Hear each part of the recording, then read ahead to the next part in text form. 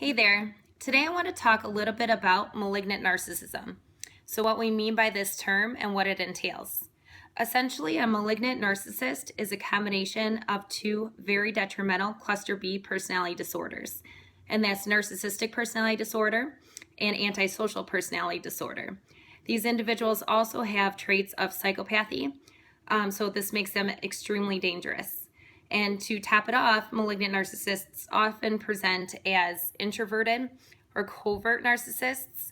They present as vulnerable, and people want to help them. They're attracted to this vulnerability. And this is especially true of codependents who have a very limited self-concept and very little self-esteem, and they live to serve others. So the very term malignant you may have heard before.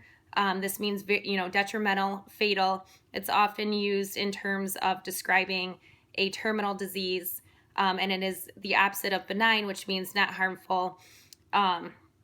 So you can imagine that malignant narcissism is probably the worst type of narcissism there is, and that is the case.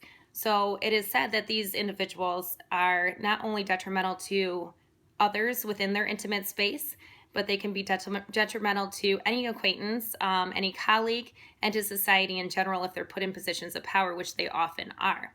So because malignants present as vulnerable, it's very hard to see them initially as narcissists, whereas overt narcissists, their counterpart, will be very boisterous, and draw a lot of attention.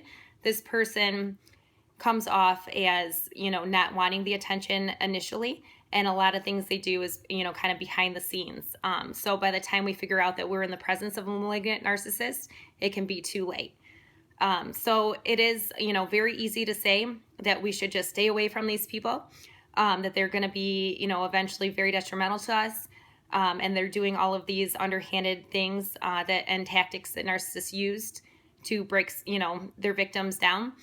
But like I said, it's very difficult to know that we're in the presence of a malignant until, we've reached that point where idealized transitions to devalue and discard, and it becomes too late.